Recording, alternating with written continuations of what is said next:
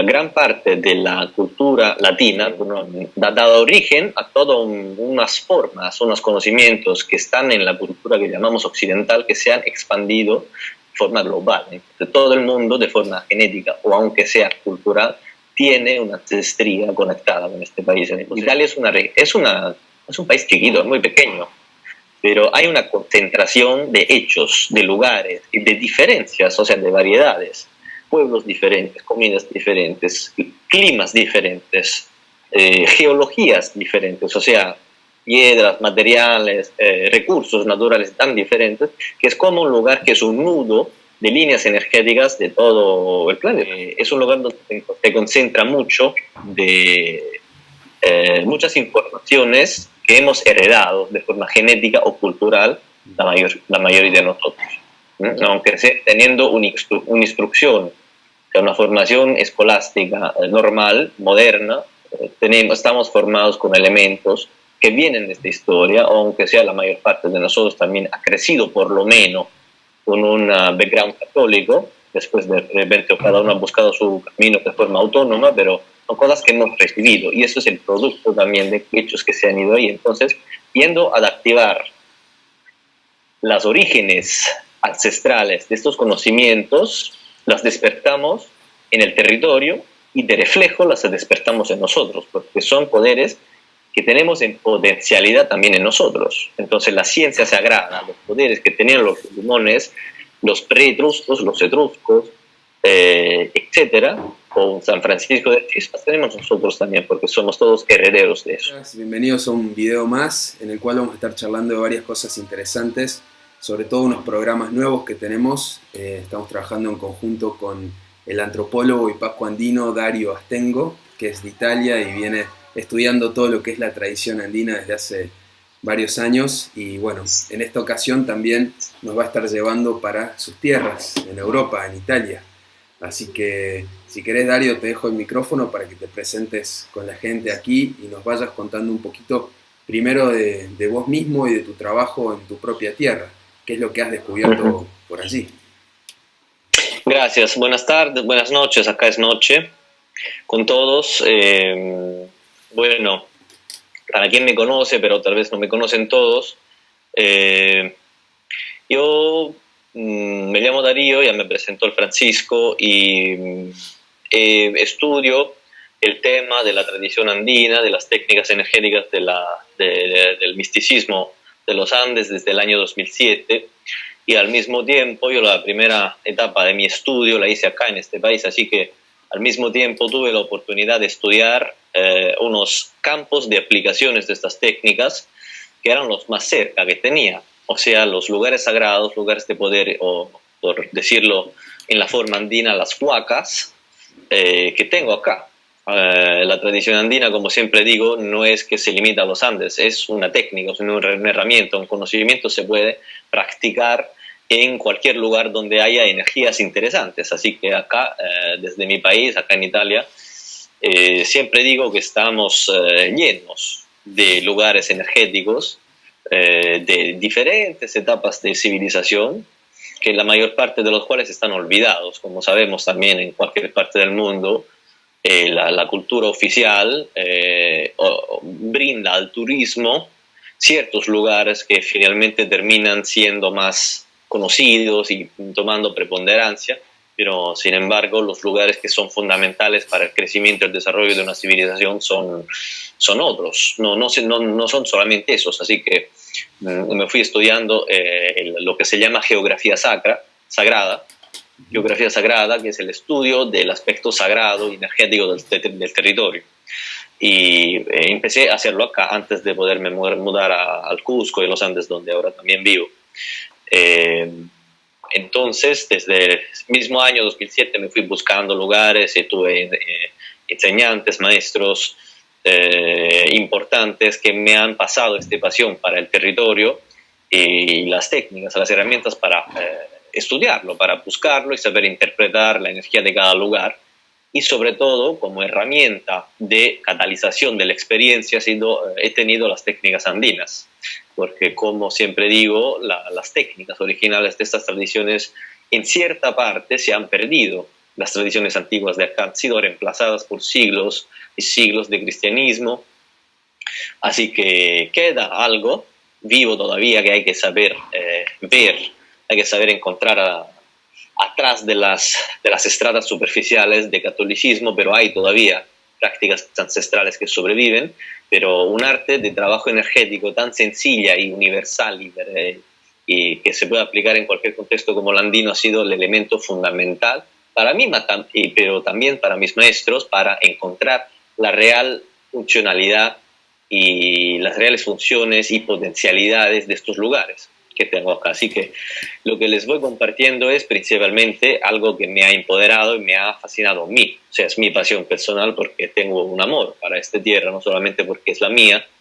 No sé necesariamente uno tiene amor por su tierra, normalmente uno trata siempre de escapar y buscar experiencias alrededor, pero sobre todo en el momento en que me mudé a Perú, regresando, me di cuenta de la riqueza que tenemos acá en este país de lugares, de energías, de historias y de herramientas, que son todos elementos que se pueden poner para nutrir un proceso de evolución de la conciencia, de cada uno, de cualquiera. Una de las cosas más interesantes, Boiki, cuando uno llega aquí al Ande, es la plétora de civilizaciones que ha habido antes de los incas y cómo se han ido integrando y sincretizando, y lo mismo, como comentabas vos en tus videos, ha pasado con lo inca, con lo cristiano, con lo católico, que es lo que estás mencionando también en Europa. Entonces, ¿qué ha sucedido en Italia y en Europa?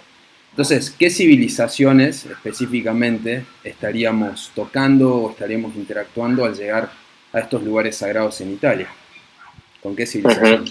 Bueno, antes que todo, en este viaje que les proponemos, que sería del 14 hasta el 25 de septiembre, son 12 días, nos concentramos en una región. No es un viaje que va a cubrir toda Italia, porque sería imposible hacer un trabajo bien hecho y completo, yendo de lugar en lugar, siendo tan lejos, en unos 12 días. Para hacer un viaje completo había que estar por lo menos un mes, así que para una propuesta de 10 días es mejor concentrarnos en una región porque tiene un arreglo completo de energías y se hace una ruta, una peregrinación, un viaje que es coherente con respecto a las energías que se van a tocar. Es la región del centro Italia, que está justo al norte de Roma, la región incluida entre Toscana, Umbria y Lazio, que sería la región donde está Roma. Entonces, es una región que cubre estos tres departamentos, estas tres regiones, que se llama Tuscia o Etruria, sería la tierra de los etruscos. Esta es la civilización principal que vamos a encontrar. No es una civilización poco conocida, que se ha descubierto en años relativamente recientes, pero todo el mundo siempre piensa en los romanos, cuando piensa Italia en su antigüedad, en sus épocas pasadas, pero lo que pasó es que los romanos han llegado relativamente después de las grandes civilizaciones y han de forma militar conquistado y han juntado todas unas poblaciones y unos conocimientos que había antes. Entonces, la civilización etrusca la que había creado y estaba difundiendo lo que se llamaba ciencias sagradas, o sea, los conocimientos para entrar en relación con las energías sagradas del territorio, interactuar en este plano con la energía de la naturaleza y lo sagrado. Y los romanos tomaron todo esto y ha hecho. Así que lo que queda famoso ahora por el turismo y por todo el resto, por la arqueología oficial, son los romanos, pero los etruscos son realmente los que han fundado y creado lo que se ve ahora. También los etruscos, entonces la tierra, su imperio, ha dividido en 12 regiones principales y el regidor de cada región se llamaba el lucumone. El lucumone era como un rey sacerdote, chamán, jefe, ¿no? Que eran famosos todavía en la época romana porque por su manejo de los elementos, del clima, de los terremotos, de las tormentas, de los rayos, y los romanos tenían mucho miedo todavía. Aún habiendo conquistado esta población, le tenían respeto y miedo a pasar por sus tierras. Entonces, esta región se llama Tuscia o Etruria.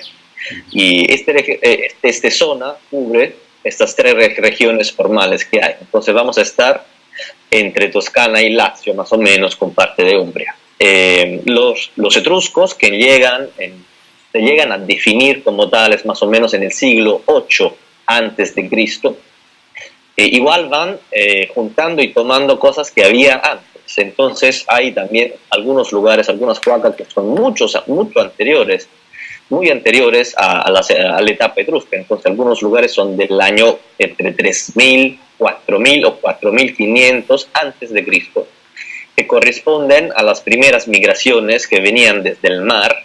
Después de la caída de Troya, de la ciudad de Troya, ha habido unas ondadas de migración que buscaban nuevos territorios buscando en Italia y se llevaban con ellos, traían conocimiento relativos a los metales y a las estrellas, a los alineamientos y al estudio del territorio, estas ciencias sagradas. Entonces son civilizaciones que ahora les damos nombres de villanovianos y rinaldonianos, simplemente por el lugar de donde se han encontrado, pero en general todos se llaman los pelasgos. En italiano sería i pelasgi, la gente que llega del mar después de la caída de Troya. Entonces, esas poblaciones venían y en vez de hacer la guerra como hacían los romanos, porque el imperialismo militar ha sido inventado básicamente en este país por los romanos, se iban juntando con las poblaciones que habían antes, que habían llegado por tierra en épocas anteriores, que conocían el territorio, y estos que venían del mar conocían las ciencias, las artes sagradas y el conocimiento. Entonces se juntaban, se casaban y hacían alianzas. Entonces también lo que han sido los etruscos es el resultado de todas estas alianzas en que se compartían conocimientos en una forma que en los Andes conocemos como Aini. Así que hacían alianzas de esta forma. Entonces esas son civilizaciones que se llaman preetruscas y etruscas. Obviamente algunos lugares tendrán una etapa romana también, que vamos a observar, y en muchos lugares también vamos a tocar la última etapa, que ha sido también la etapa cristiana, pero obviamente hemos escogido lugares especiales como Asís, donde la forma, o sea, el mensaje espiritual que quedó en este lugar, aún adentro de la forma católica, es el mismo mensaje de sagralidad de la naturaleza que había en las civilizaciones precedentes. Entonces es un conocimiento, una energía, unos poderes que siguen viviendo a través de las épocas también en la etapa católica. Vamos a trabajar con los lugares de iluminación y de los milagros de San Francisco de Asís, de otro maestro que no es reconocido por la iglesia, se llama David Lazzaretti, donde en una montaña, lo que llamamos en los Andes un apu, ha fundado una comunidad espiritual donde se hacían milagros. Y también en un lugar que se llama San Galgano, conectado, está relacionado con el ciclo de las leyendas de Rey Arturo, porque ahí en este lugar se encuentra la única verdadera espada en la roca históricamente encontrada. O sea, es un lugar donde la vamos a ver, esta espada, y la vamos a poder trabajar directamente como lugar que graba esta energía de este milagro. Entonces, vamos a tocar diferentes ramificaciones de esta historia, empezar de la época más ancestral de la civilización de Italia, donde venían cosas de la Mesopotamia, de la Anatolia, se juntaban con las poblaciones locales, dan origen a los etruscos, pasan por los romanos y de ahí se conectan con energías de Norte Europa que vienen a través de los longobardos y que dan origen también a todo lo que es la cultura de los templarios. San Galgano también es un lugar importante para los templarios también de hoy día. Lo que queda de esta tradición y de los templarios y después también de la mística natural de San Francisco de Asís, y la última etapa que vamos a tocar es este lugar donde este maestro que fundó esta comunidad era en la mitad del siglo XIX, después de Cristo, entonces del 1800.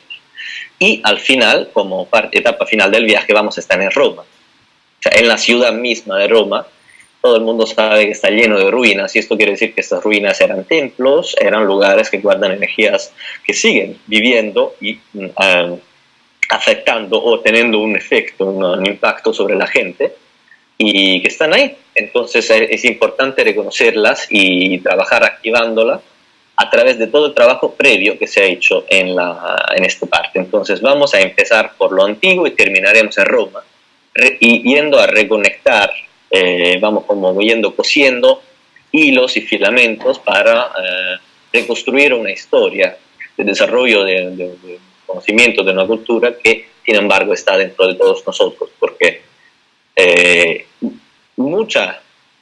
gran parte de la cultura latina, pues no, o sea, no es un caso que se llame latino, ¿no? La cultura latina es de Lazio, o sea, de la región de Roma, ha dado origen a todas unas formas, unos conocimientos que están en la cultura que llamamos occidental, que se han expandido de forma global. Entonces, todo el mundo, de forma genética o aunque sea cultural, tiene una ancestría conectada con nosotros. Entonces, la ciencia sagrada, los poderes que tenían los limones, los pre-etruscos, los etruscos, etcétera, o San Francisco de Chispas, tenemos nosotros también, porque somos todos herederos de eso. Por eso este viaje, hemos hablado con ustedes como un viaje a través de las raíces del mundo latino, porque finalmente la latinidad es algo que nace con la cultura latina y se ha difundido a través del idioma, y a través del idioma, como saben, antropología y sociología, pasa todo un contenido cultural. Entonces, si sobrevive, hasta que sobrevive un idioma, sobrevive también su cosmovisión. Entonces, nuestra cosmovisión es en gran parte influenciada de eso. Entonces, si lo vamos a entender, lo vamos a integrar adentro de nosotros y vamos a poder despertar estas potencialidades también a través de nosotros, incluida un gran proceso de sanación y de limpieza de contenidos innecesarios y corruptos que han venido con este desarrollo. Cada uno podrá tener algún tipo de conflicto con la versión actual de esta cultura que está llena de elementos católicos, políticos, históricos, que no necesariamente son buenos. Sí, creo que queda bien en claro con lo último que estabas diciendo, el objetivo del viaje. Queda muy claro. ¿Sí? Entonces, claro, me interesaría, pues una de las cosas que cuando empezamos a hablar sobre este viaje, lo empezamos a planear, vos me mostraste una foto de un templo que está construido sobre la roca. Y a mí me impactó muchísimo este templo por la similitud que tiene a las huacas del Cusco, ¿sí? a muchas de los sitios sagrados. Entonces, me interesaría que nos cuentes, que nos hables un poco sobre los paralelismos, o sea, sobre las coincidencias que encontramos entre la cultura del Ande y la cultura de Italia, porque varias de las personas que se interesarán en este viaje, una parte ya ha caminado bastante la senda andina, se ha formado, ha hecho retiros y demás, y quiere saber cómo puede aplicar lo que ya sabe en nuevos territorios, ¿sí? Y otra parte se está interesando o está empezando a entrar en lo andino y quiere saber cómo este viaje a Italia puede despertar también esos factores y conocimientos. Claro.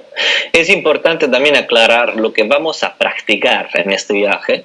Es esencialmente las técnicas, el aspecto técnico y práctico viene de la tradición mística andina. O sea, vamos a utilizar las técnicas andinas para interactuar y despertar y activar y integrar estos poderes que están en las huacas italianas a través de las técnicas andinas. Primero porque es una herramienta que todo el mundo puede practicar independientemente del pasado cultural que tiene. O sea, para practicar lo andino uno no necesita convertirse en lo andino, sino puede ser simplemente lo que es y no entra en conflicto con ninguna cosmovisión personal que uno pueda tener antecedente.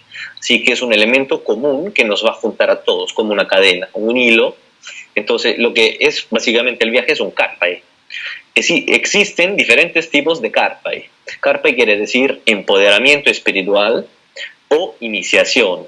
Cuando digo iniciación no es el acceso vinculante a algún tipo de secreto como si fuera una secta o un culto, sino, porque mucha gente piensa en iniciación en este sentido, sino es el inicio, o sea, el empezar, el comienzo de una nueva visión de la realidad de acuerdo a unos poderes nuevos que he integrado y desarrollado. Entonces es un empoderamiento, un viaje de empoderamiento. Y un karpai puede ser un karpai individual en que yo hago un ritual para integrar el poder de un elemento natural. Por ejemplo, un apo. Se hace un karpai en el Ausrangat, se hace un karpai como los hacemos en Lima. Entonces integro diferentes energías. Pero hay un tipo de karpai que viene más que todo de la tradición del Cusco, que es un viaje, o sea, es un karpai de peregrinación. Se llama Yakta Karpai.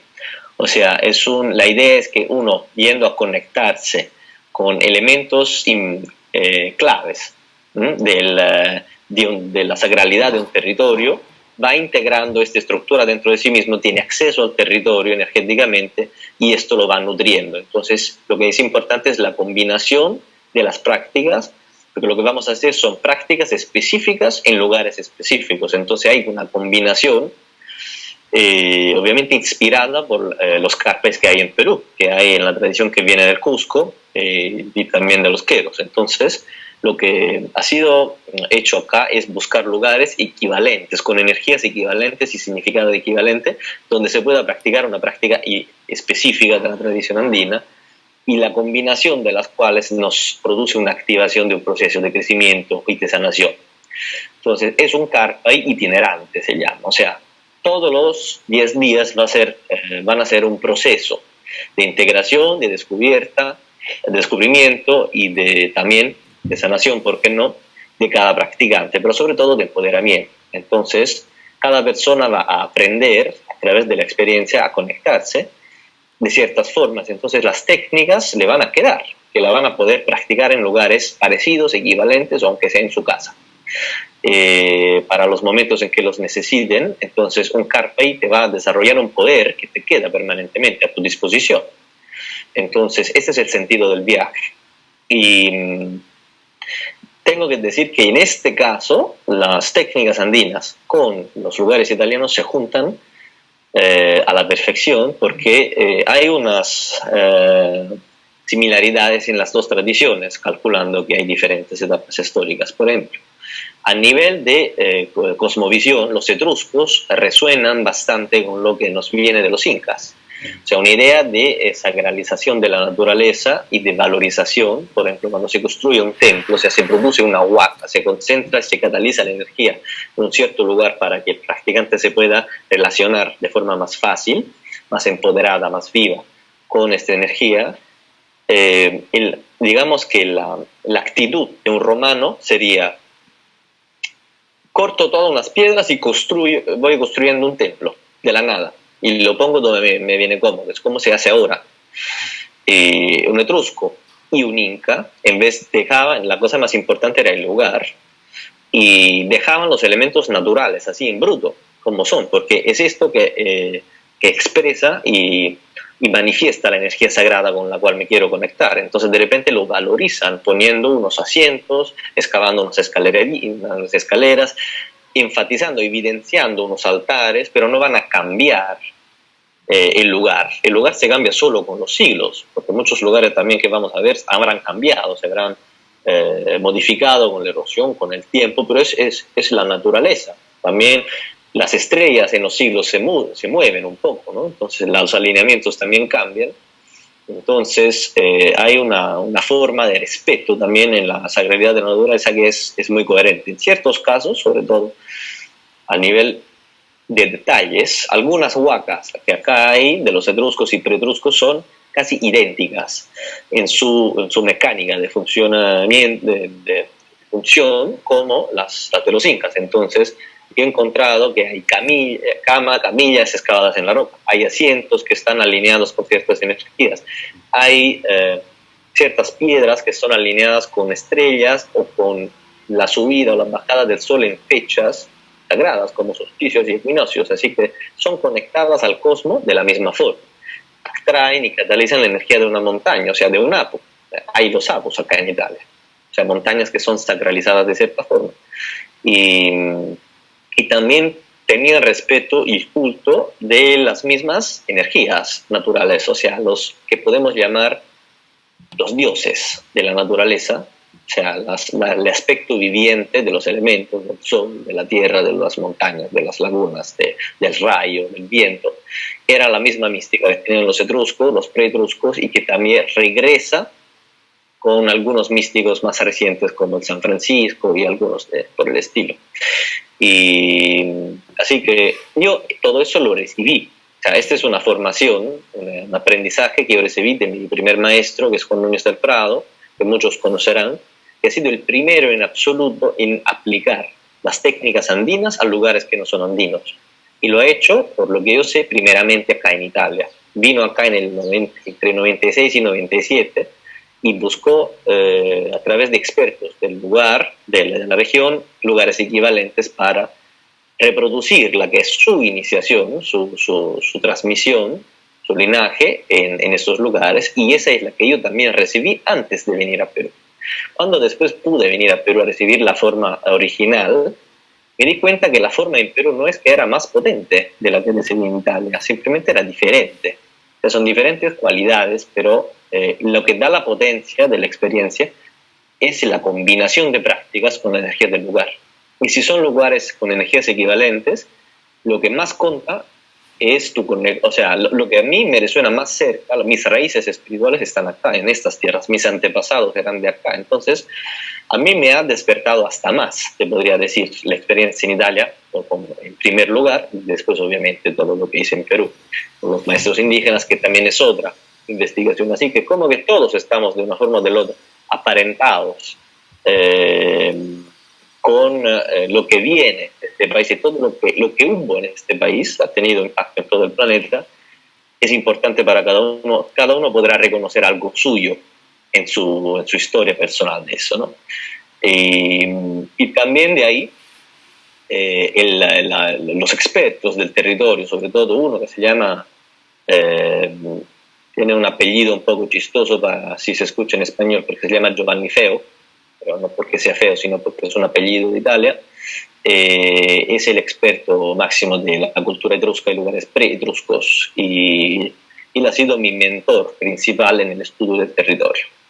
Y posiblemente lo vamos a encontrar también en este viaje, y también vamos a integrarlo con otros estudios que hice acá, de otras formas y en diferentes regiones. Así que eso es cómo se va juntando. O sea, la tradición andina también ha sido una herramienta fundamental para él, para estos expertos y para Juan Núñez, para encontrar la forma de interpretar estos lugares en Italia. La versión oficial de estos lugares no necesariamente tiene un sentido.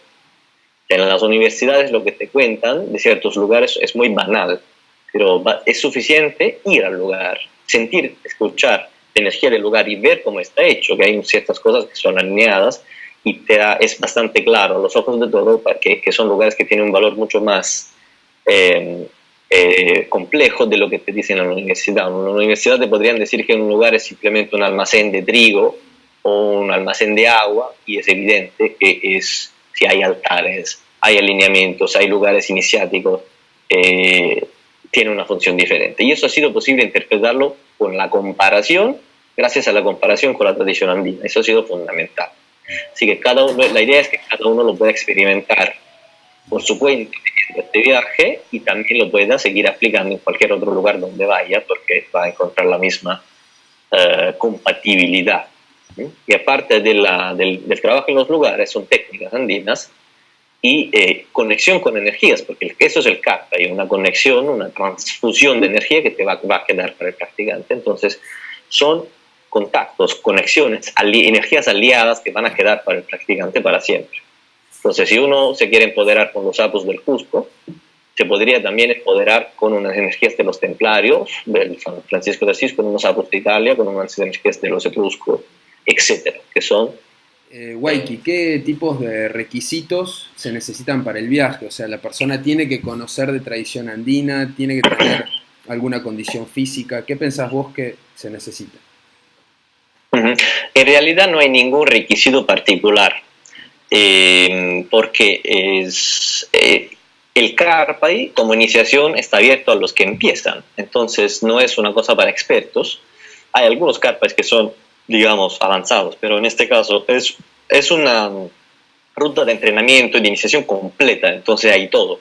Entonces está abierto a expertos, menos expertos y también principiantes, o sea, gente que no tiene ninguna experiencia, porque igual vamos a dar espacio a las técnicas base. Ahora, cuando se hace un Karpa itinerante, no nos enfocamos, o sea, no es un workshop, no es un curso, sino es una actividad más experiencial. Entonces nos enfocaremos en el contacto con las energías y utilizaremos las técnicas necesarias en cada lugar. Entonces en cada lugar igual las vamos a explicar.